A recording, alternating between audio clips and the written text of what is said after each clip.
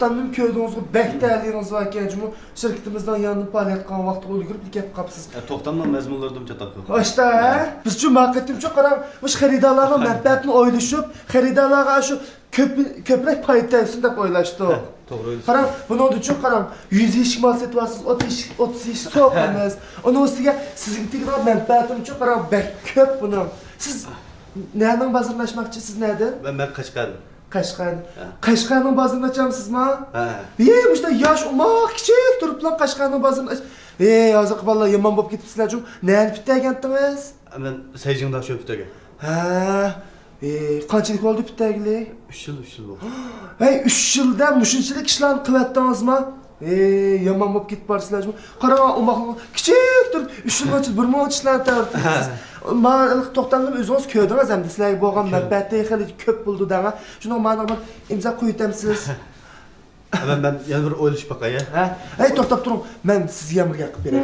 Meni uchun qarang, asli kasbim fotografdan, Mushta badiiy suratlarni bek chiroyli tortib. Uni siz yana shunda chiroyli qamlashgan bo'lgansiz. Siz tijorat qilmay modulab ketadigan odam ekansiz, qarang.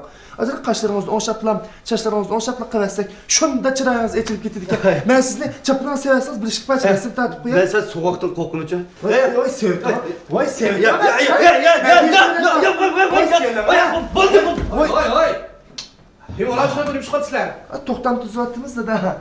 Aka bu men siz bilan ilmiy yo'sinda bir to'xtam tuzamamiki deb kelgan. Lekin bu qarab turib sohibjamal ishlatganimiz mal faqat qamlashmadi juma. Uyay. Sohibjamal edisi? Voy, maqaram.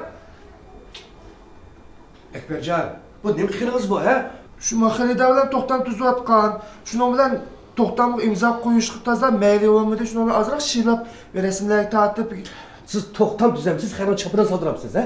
imzo qo'yamsan faqat qo'yg'il olmadi. Shu ancha shilab bir resimlarga Qo'yg'il uni resim tortmaysiz, men to'xtamni tafsiliy tushuntirsiz mazmunini menda. Shunda yaxshi tushundirgan, uni o'zi yaxshi bo'pti degan. Sizning o'rningiz avna. Ashaqda o'tirib so'zlaysiz. Jinglidek so'zlaysiz. Bu yerda nima bor chopiringizni siling, chashringizni aldamandiq deb sizga. Qachon o'zgartirasiz bu xuyingizni? Ne chiqibdi dedim. Men dedim-ku, siz bir fotograf muhabbat emas, ha? Erkishlik bo'laman da. Hatto bir xildan chaqirdi. Qani bak.